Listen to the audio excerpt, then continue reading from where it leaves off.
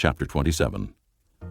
The Lord said to Moses, "Speak to the Israelites and say to them, if anyone makes a special vow to dedicate persons to the Lord by giving equivalent values, set the value of a male between the ages of 20 and 60 at 50 shekels of silver, according to the sanctuary shekel.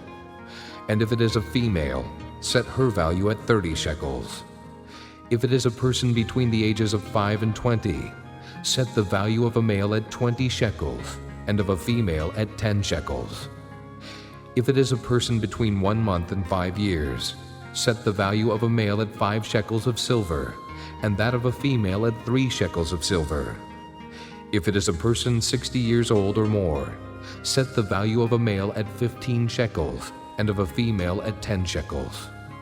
If anyone making the vow is too poor to pay the specified amount, he is to present the person to the priest, who will set the value for him according to what the man making the vow can afford.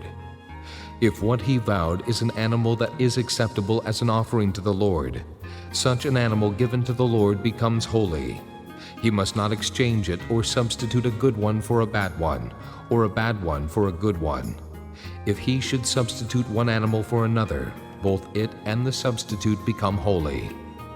If what he vowed is a ceremonially unclean animal, one that is not acceptable as an offering to the Lord, the animal must be presented to the priest, who will judge its quality as good or bad.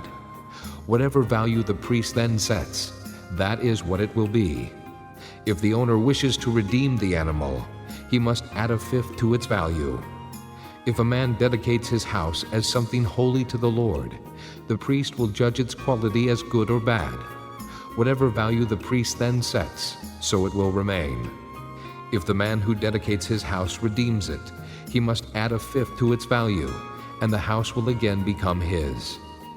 If a man dedicates to the Lord part of his family land, its value is to be set according to the amount of seed required for it, 50 shekels of silver to a homer of barley seed. If he dedicates his field during the year of Jubilee, the value that has been set remains. But if he dedicates his field after the Jubilee, the priest will determine the value according to the number of years that remain until the next year of Jubilee, and its set value will be reduced. If the man who dedicates the field wishes to redeem it, he must add a fifth to its value, and the field will again become his. If, however, he does not redeem the field, or if he has sold it to someone else, it can never be redeemed. When the field is released in the Jubilee, it will become holy, like a field devoted to the Lord. It will become the property of the priests. If a man dedicates to the Lord a field he has bought, which is not part of his family land, the priest will determine its value up to the year of Jubilee, and the man must pay its value on that day as something holy to the Lord. In the year of Jubilee, the field will revert to the person from whom he bought it, the one whose land it was. Every value is to be set according to the sanctuary shekel, 20 gerahs to the shekel. No one, however, may dedicate the firstborn of an animal, since the firstborn already belongs to the Lord. Whether an ox or a sheep, it is the Lord's. If it is one of the unclean animals, he may buy it back at its set value, adding a fifth of the value to it. If he does not redeem it, it is to be sold at its set value. But nothing that a man owns and devotes to the Lord, whether man or animal or family land, may be sold or redeemed. Everything so devoted is most holy to the Lord. No person devoted to destruction may be ransomed. He must be put to death.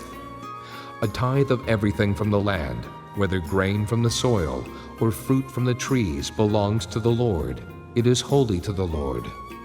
If a man redeems any of his tithe, he must add a fifth of the value to it. The entire tithe of the herd and flock, every 10th animal that passes under the shepherd's rod, will be holy to the Lord. He must not pick out the good from the bad or make any substitution. If he does make a substitution, both the animal and its substitute become holy and cannot be redeemed. These are the commands the Lord gave Moses on Mount Sinai for the Israelites.